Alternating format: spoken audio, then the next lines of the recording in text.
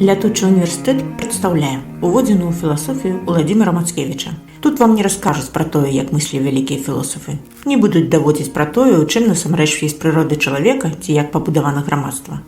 Гэта серыя размоваў пра мысленне, якое разгортваецца тут і цяпер, і ідзе складаным шляхам пытанняў і адказаў. Мы працягнем рухацца ў разуменні індывідуальнасці і будзем набліжацца да адказу на пытанне пра тое, а якім чынам менавіта індывідуальнасць удзельнічае ў мысленні, ў працы, у ідэальным плане. Я падтрымоўваю памкненне набліжацца да гэтага, але гарантаваць, што мы хутка наблізімся, я ніяк не магу. Бо станаўленне генезіс індывідуальнасці як асобная лінія гэта ўвогуле пакручыстая і драматычная гісторыя прагрэсу чалавека і чалавецтва. А з другога боку, нам жа ж гэта індывідуальнасць патрэбная у тэме сучаснага мыслення, разгляду таго, што ёсць сучаснае мысленне і праца з ідэальным планам. Бо з ідэальным планам працуе дзеяч, актар, асоба, індывідуальнасць. І трэба падрыхтаваць сябе да таго, каб мець адмысловыя здольнасці з гэтым працаваць. У гэтым сэнсе трэба нагадаць пра тое, што мы гаворым пра трохі розныя рэчы, калі кажам пра план ідэальнага і пра ідэальны план. Вылучэнне ідэальнага плану з плану ідэальнага. Яно ў тым і палягае, што ідэальны план – гэта працоўнае месца асобы, індывідуальнасці. Тады як план ідэальнага цалкам, ён тычыцца хутчэй вось гэтага трансцэндэнтальнага суб'екту, мы, калектыўнай свядомасці і так далей. Нагадаю, што план ідэальнага мы выводзілі пачатку з рэлігійных нейкіх практыкаў, з дзейнасці такіх адмысловых і эксклюзіўных дзеячоў, як піраты Эгейскага мора, потым з грэцкага тэатру і так далей. То бок гэта была калектыўная праца пакаленняў, праз якія паўстаў вось гэты план ідэальнага. Ідэі набылі месца, дзе здзейсняцца і пра якія можна было думаць. Думаць, але яшчэ не мысліць, як гэта робіцца філосафамі, метадолагамі, навукоўцамі і так далей. Чаму? Бо працуючы ў плане ідэальнага, мы заўсёды гаворым «мы». Мы выкарыстоўваем у нашай мове такія абароты, як «вядома што». Каму вядома? Вядома нейкаму вось гэтаму трансцэндэнтальнаму суб'екту, вядома мы. Мы ўсе ведаем. І вось сумненне ў тым, наколькі справядліва, наколькі правільна і ісціна тое, што мы ўсе ведаем, гэта і ёсць акт парэсіі філосафа. Мы ўсе ведаем, што? А вось я думаю, ці я лічу, ці я бачу нешта іншае. Вось тое, што на першым кроку робіць філосаф для іншых, і тое, што робіць філосаф, пачынаючы філасофстваванне, гэта ён адмаўляецца ад таго, што ўсім вядома, а я кажу іншае. Мы ўжо казалі пра рызыку парэсіі, якая прысутная кожнаму гаваренню праўды. Праўды як асабістай, персанальнай праўды насуперак таму, што ўсім вядома, ці таму, што ўсе кажуць. Так вось, для таго, каб набрацца мужнасці, каб пераадолець вось гэтую рызыку, патрэбны нейкія падставы. Гэтыя падставы могуць быць культурнымі. В першую чаргу для рэфармацыі, напрыклад, для эпохі рэфармацыі, гэта асабістая адказнасць чалавека перад Богом. То бок адмаўляецца тэалогія, багаслоўе ад таго, што чалавек можа быць пакараны за тое, чаго ён не рабіў. Як у старым запавеце казалі, што нейкі злачынца атрымае кару, і гэтая кара цягнецца там 7 пакаленняў. Усе яго нашчадкі адказваюць за тое, што ён зрабіў. Рэфармацыя адмаўляе ад такіх рэчаў і кажа, што чалавек нясе толькі персанальную, асабістую адказнасць за свае ўчынкі, за свае дзеянні. Праўда, і тут толькі паліатыўны тэалагічны адказ, бо ўсе людзі несуць на сябе адбітак так званага першароднага грэху. Вось гэты паліатыў застаецца, але за свае асабістыя ўчынкі чалавек несе асабістую адказнасць, і яго дзеці ўжо не спрычыняюцца да гэтай адказнасці. Гэта не ўсе культурныя падставы для парэсіі, але ж тым не менш гэта вельмі і вельмі істотна. І вось да гэтага чалавецтва дарасло менавіта ў гэтую эпоху, на якую вы мне паказвалі, то бок рэфармацыя і рэнесанс. Пра рэфармацыю я сказаў, пра тэалагічныя, тут трэба дадаць яшчэ да рэнесансу адзін штрышок. Рэнесанс адмаўляецца ад ананімнасці папярэдняй традыцыі і дазваляе персанальную творчасць. Больш таго, уздымае каштоўнасць творчасці. Калі мы возьмем, скажем, сярэднявечную, антычную архітэктуру, жывапіс, так далей, то там трэба было выконваць канон. Быў канон, і мастацтвам лічылася толькі следаванне канону. А парушэнне канона гэта было хібаю, не злачынствам, а хібаю, і выбракоўвалася, так бы мовіць. І толькі ментальнасць эпохі Рэнесансу дазволіла парушэнне канону. Больш таго, мастацкая якасць прызнавалася менавіта за парушэннем канону. Гэта не адразу адбылося. Постаці Рэнесансу гіганты. Леонардо да Вінчі, Мікеланджело, Рафаэль, пісьменнікі, Бакаччо, Данте і так далей, яны былі вось гэтымі гігантамі, якія ўвасаблялі сабой яскравую індывідуальнасць. І дазволена гэта было, так скажам, геніем. І спатрэбіўся працяглы час да эпохі рамантызму, да канца 18 стагоддзя, калі вось гэтая каштоўнасць парушэння канону і персанальнай творчасці сталася амаль нормай. І якраз чымсьці адмоўным надзялялася такое слепое падражанне канону, выкананне кананічных нейкіх рэчаў. Таму і гэта знайшло адбітак і на літаратуры, на архітэктуры, на ўсім мастацтве 18-19 стагоддзяў і нашага часу. Так вось вернемся да філасофіі. Каб філосаф мог растаясаміцца з тым, што ўсім вядома, і выказаць персанальную нейкую думку, патрэбны былі вось гэтыя культурныя умовы, і яны былі створаны. Новы час адлічваецца з таго моманту пасля Рэнесансу і рэфармацыі, калі гэтыя умовы ўжо былі. Але іх недастаткова. Культура, ментальнасць новага часу дазваляюць персанальнае дзеянне, але наколькі я сам персанальна магу пайсці на гэтую рызыку і выступіць супраць усіх. Спадзяюся, мы пазней дойдзем да гэтага і разглядзім розніцу паміж дыялектыкай і таўталогіяй у філасофіі. Але сёння, зараз нам вельмі важна засяродзіцца на гэтых падставах індывідуальнай парэсіі, адкуль яны могуць узяцца. Так вось, яно бярэцца аднаго боку з дыялогу, які выхаваны, згартаваны старажытна-грэцкім тэатрам, але мы тады яшчэ, разглядаючы тэатр, казалі, што у больш поўным выглядзе гэта здабываецца ў тэатры на пераходзе ад сярэднявечнага тэатру да тэатру новага часу, паміж тэатрам дэль арте, і падобнымі дэль арте тэатрамі ў іншых краінах, у іншых культурах, бо гэта італьянская з'ява, і тэатрам постшекспіраўскім, скажам так. Вось што там адбываецца.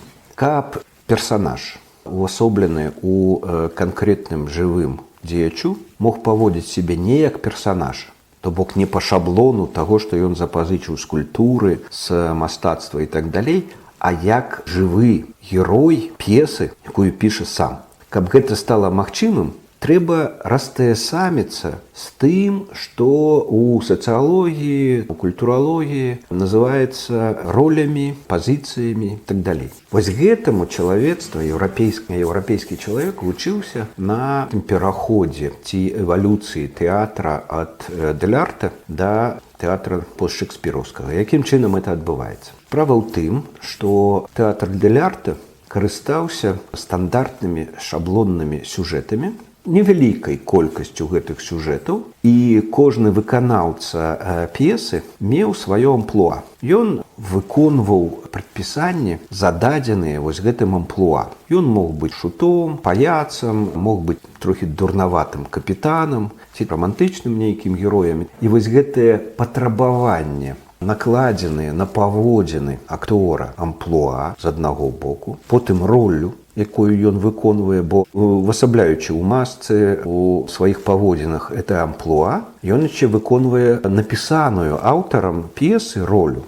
П'еса магла быць шаблоннай, але ж тым не менш яна адрозніваецца ад амплуа. У адным і тым жа амплуа розныя ролі могуць выглядаць трохі па-рознаму. Але выконваючы ролю, напісаную аўтарам п'есы, актёр можа выконваць яе па-рознаму, можа праяўляць сваю індывідуальнасць. І тады можна было казаць пра, скажам, таленавітых актораў, не вельмі таленавітых, і нейкім чынам ужо разглядаць акторскую індывідуальнасць. Давайте вернемся трохі назад да старажытна-грэцкага тэатру і ўзгадаем, а каго мы памятаем з старажытна-грэцкіх дзеячоў тэатра. Схіла, Софокла, Еўріпіда, Арыстафана мы памятаем, гэта аўтары. Яны ж былі не толькі аўтарамі, але і рэжысёрамі, і тымі, хто ставілі гэтыя п'есы. Розныя паданні, дакументы старажытна-грецкія захавалі імёны харегаў, часам карифеяў і так далей. А вось што тычыцца актёраў, то гэта было найменш цікава для тых, хто удзельнічаў ў тыя часы ў тэатры і пісаў пра тэатр. Імёны некаторых акцёраў захаваліся ў пісьмовых крыніцах, але толькі ў тых сітуацыях, дзе гэтыя акцёры мелі штосьці яшчэ. Нейкія падставы, якія давалі магчымасць пра іх узгадаць. Ну, напрыклад, сын Схіла выконваў ролі ў яго трагедыях. Потым сам стаўся драматургам. З гэтай нагоды, таму што ён драматург і быў вядомы, можа быць не такім таленавітым, як бацька, можа быць яшчэ нейкія падставы для гэтага былі, але ён стаўся вядомым не таму, што ён быў акцёрам.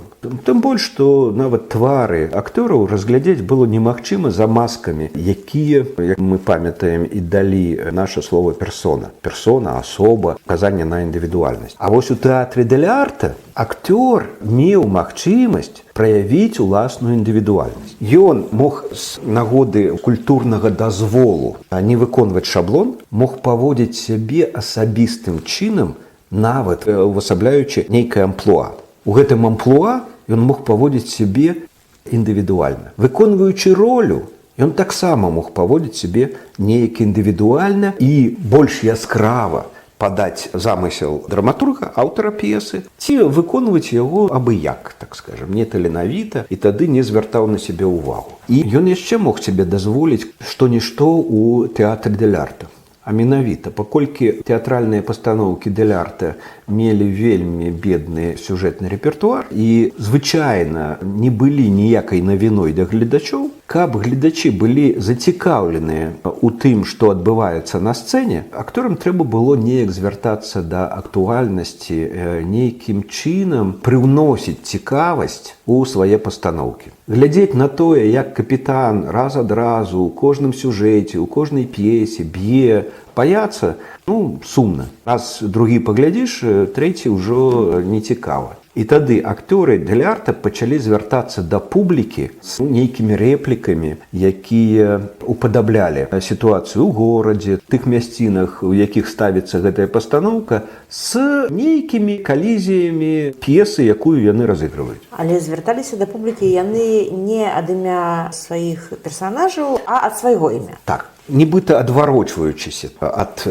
іншых актораў на сцэне, ад тых, хто выконвае ролі, яны звярталіся непасрэдна да публікі нейкімі ремаркамі. І публіка рэагавала на гэтыя рэчы, а не толькі на тое, што робяць ролі ў гэтай п'есе. І тады адзін і той жа чалавек з аднаго боку паводзіць сябе ў адпаведнасці з прадпісаным амплуа, з другога боку ён выконвае ролю, якая прапісаная ў п'есе, з трэцяга боку ён прыдае нейкую афарбоўку гэтай ролі праз сваю індывідуальнасць, праз свой талент, скажем так. І з чацвёртага боку ён яшчэ дазваляе сабе нейкую вольнасць адступіць ад напісанай п'есы і амплуа, і як асоба звярнуцца да іншых асобаў, якія сядзяць у зале і ўсё гэта назіраюць.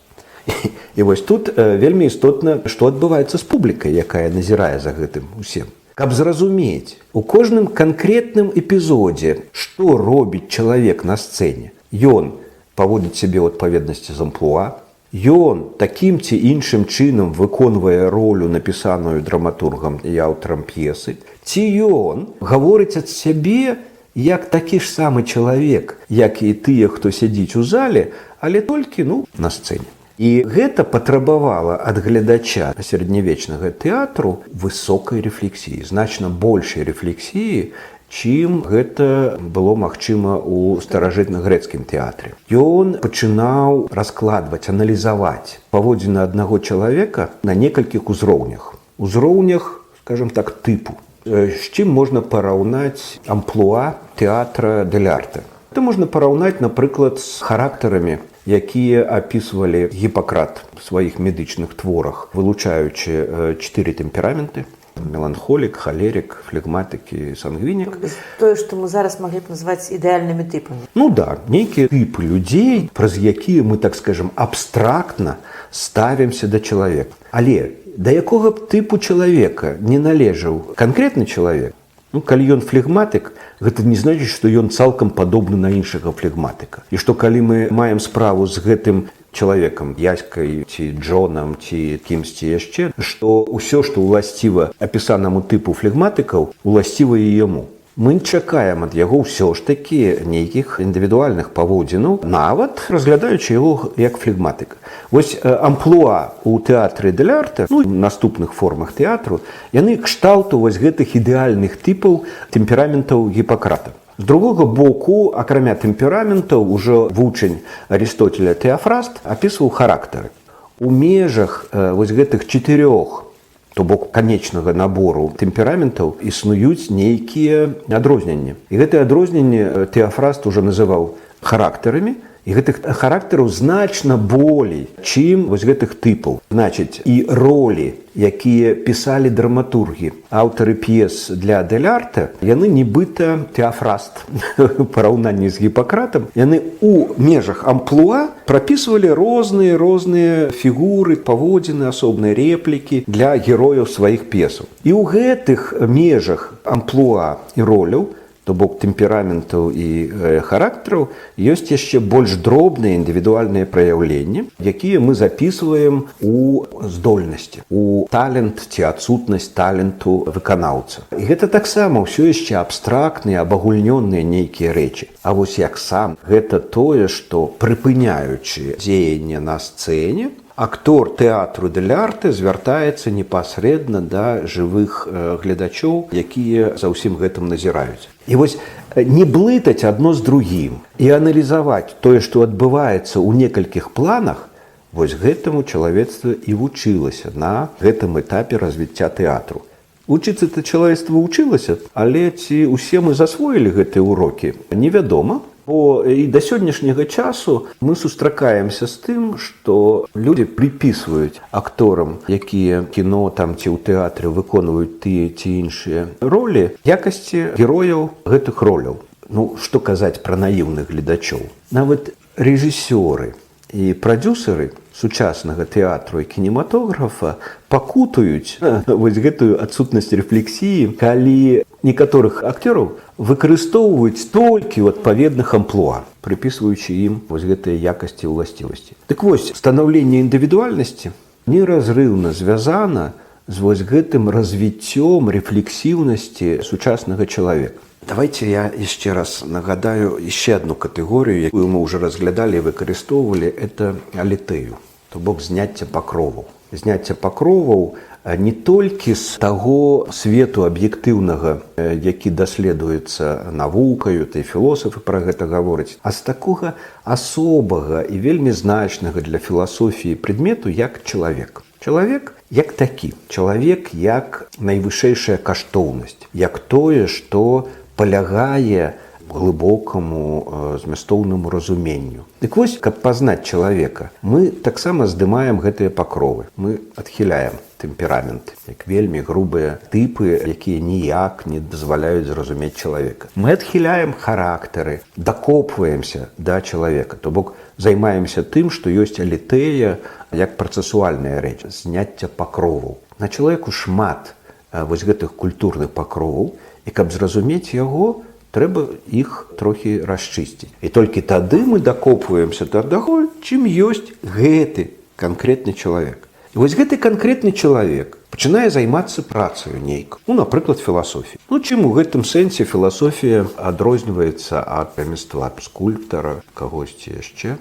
Тым, што ён працуе з асобым аб'ектам, з асобым прадметам на асобным працоўным месцы, у ідэальным плане. І вось, калі мы кажам пра дачыненне філасофіі да мыслення, мы ўзгадваем, першае, эвалюцыю ці генезіс ідэальнага плану як працоўнага месца філосафа. Мы ўзгадваем тое, што кладзецца на гэтае працоўнае месца, то бок ідэю, ідэал, ідэальны аб'ект, сістэму. Мы ўзгадваем і пералічваем прылады, інструменты і сродкі, якімі на гэтым працоўным месцы працуецца менавіта з гэтым ідэальным аб'ектам. І тут мы павінны улічваць уменне, здольнасці, якасці таго, хто з гэтым працуе. І працаваць з гэтым немагчыма, калі чалавек не мае індывідуальнасці, а падпарадкоўваецца калектыўнай свядомасці. То бок, усе ж ведаюць, што там атам гэта непадзельная рэч. Пакуль не прыходзіць хтосьці і кажа: ведаеце, вымушаны вас расчараваць. Атам таксама можна падзяліць. І так далей.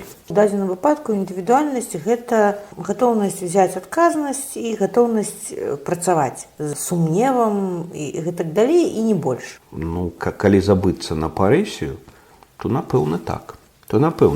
Але я не магу пра гэта забыцца. І чарговы раз пра парэсію мне нагадвае першая тэза пра Фейербаха, фармуляваная маладым Марксам. Маркс, які быў выхаванцам нямецкай трансцэндэнтальнай філасофіі, які быў захоплены філасофіяй Гегеля і разумеў, што філасофія Гегеля мае пэўныя хібы і хацеў гэтыя хібы выправіць з дапамогаю іншага аўтарытэту для сябе, менавіта Фейербаха, ён фармулюе сваю падставу для парэсіі у першай тэзе пра Фейербаха такім чынам. Усе папярэднія філосафы памыляліся. Я не буду нагадваць, што ён там кажу, што яны ўсе тлумачылі, як пабудаваны свет, а задача філасофіі яго мяняць. Але вось гэтую частку парэсіі трэба набрацца мужнасці, імпэту, каб сказаць, што ўсе папярэднія філосафы памыляліся. Без гэтага ніякай філасофіі быць не можа. Ці можаце вы ўзгадаць хоць адзін іншы від чалавечай дзейнасці, дзе такое з'яўляецца абавязковым атрыбутам гэтай дзейнасці? Ці можа шавец, сапожнік сказаць: усе папярэднія сапожнікі памыляліся. Сапагі трэба надзяваць не на ногі, а на голову, напрыклад. Ці можа такое сказаць нават навуковец, што ўсе папярэднія навукоўцы памыляліся. А вось для філасофіі гэта з'яўляецца абавязковым і, я б сказаў так, гэта той менавіта крок філосафа, які робіць яго філосафам і выводзіць на цалкам невядомай, на мяжу невядомага. Пра тое, што я не стамляюся паўторваць у кожным фрагменце нашай размовы. Узгадваючы вашай лекцыі 10 гадоў таму, дзе таксама закраналася гэтая тэма індывідуальнасці, мне узгадваецца тое, што тады індывідуальнасць вы разглядалі не проста як пэўную якасць таго, хто працуе з ідэальным планам, якасць чалавека, яго здольнасць да парэсіі, яго здольнасць да рэфлексіі і гэтак далей. Тады вы казалі, што індывідуальнасць – гэта яшчэ адна прастора, у якой адбываецца праца. Падчас мыслення праца адбываецца ў ідэальным плане і праца адбываецца з індывідуальнасцю. Дзякуй, што вы мне нагадалі пра гэты аспект. Я сапраўды зараз пакуль разважаў трохі пра іншы аспект станаўлення індывідуальнасці. І гэты выбраны план разгляду уже ідэальнага аб'екту, індывідуальнасць, ён вымушае мяне гаварыць нібыта квазіаб'ектыўна. То бок індывідуальнасць паўстае. Я распавядаю пра гісторыю паўстання індывідуальнасці. І я дайшоў да таго моманту, калі пералічваў дзейнасць, у якой ёсць ідэальны аб'ект, працоўнае месца, дзе ён ляжыць, ці пакладаецца куды інструментарій, і той, хто стаіць перад гэтым працоўным месцам, сам-насам з ідэальным аб'ектам, з якім ён працуе, і называў гэта індывідуальнасцю і вызначаў яе, гэтую індывідуальнасць, праз парэсію. То бок культурныя падставы і акт парэсіі, адмаўлення ад таго, што усім жа ж вядома. Разгледзячы гэта, я магу перайсці ўжо да таго, на што вы паказваеце і гаворыце. Мы маем справу з чалавечай дзейнасцю і працуем з ідэальным аб'ектам, з тымі інструментамі, якія маем для работы з гэтым аб'ектам, канкрэтным аб'ектам, і афармляем вынікі сваёй працы у ідэальным плане, то бок на дошцы, у выглядзе, які можам прад'явіць гораду і свету, усім іншым. Распавесці пра гэта, патлумачыць пра гэта. І вось гэтае, тое, што мы атрымалі ў сваёй працы, з'яўляецца, так бы мовіць, культурным, аб'ектыўным, трансліруемым зместам гэтай працы. А тое, што я зрабіў, індывідуальнасць, зрабіла з гэтым аб'ектам, дзе яно застаецца. І тут зноў жа не спяшаючыся адказваць на вашыя пытанні і не спяшаючыся нават збочыць на іншую лінію, я нагадаю пра пакуты метадолагаў, нават метадолагаў навукі ўжо 20-го стагоддзя. Вось калі мы згадаем кнігу Мішэля Полані ці Майкла Полані, хіміка, які заняўся метадалогіяй навукі, то бок трохі спрычыніўся філасофіі з хіміяй. І апісваючы навуку хімію, метад хімічных даследаванняў і так далей, ён не мог абысці увагаю тое, што розныя хімікі, працуючы з адным і тым жа ж аб'ектам, робяць па-рознаму. І ён пачаў гаварыць пра асабістае, персанальнае у гэтым метадзе, назваўшы нават сваю кнігу «Асабістыя веды» ці «Асабістая веда». І вось гэтае пазначэнне асобы у дачыненні да дзейнасці, да працы сталася прадметам увагі менавіта у метадолагаў 20-го стагоддзя. Для нас, для філасофіі і для тэмы нашай размовы гэта выварочваецца яшчэ ў гэты аспект. Здабытак дзейнасці, здабытак працы з ідэальнымі аб'ектамі ў ідэальным плане, ён размяркоўваецца на две няроўныя часткі. З аднаго боку, мы афармляем вынікі нашай працы ў тым, што палягае трансляцыі, а вось тое, што застаецца, акрамя так званага з хіміі, зноў жа запазычаны выраз ці метафара, сухі астатак. Акрамя вось гэтага сухога астатку, які можа транслявацца далей праз ідэальны план, застаецца яшчэ тое, што не перадаецца, што яшчэ не ўсведамляецца. І вось гэтая рэшта, гэты астатак з'яўляецца здабыткам таго, хто працуе. І такім чынам мы можам тады навярнуцца да іншага аспекту разгляду індывідуальнасці, не таго, што паўставала само праз дзейнасць усёй культуры, а пра тое, што робіцца самім свабодным філосафам, самім сабой. Гэта разумелі яшчэ старажытныя грекі, калі фармулявалі афарызм, галоўную задачу філосафам – «пазнай самого сябе». Дык вось, калі звярнуцца да парэсіянальнага пункту з тэзісаў пра Фейербаха Маркса, можна сказаць, што філосаф не толькі пазнай самого сябе, філосаф ствары самого сябе індывідуальным. І я спадзяюся, што якраз з механізмам працы са сваёй індывідуальнасцю у сітуацыі мыслення мы разбярэмся наступным разам.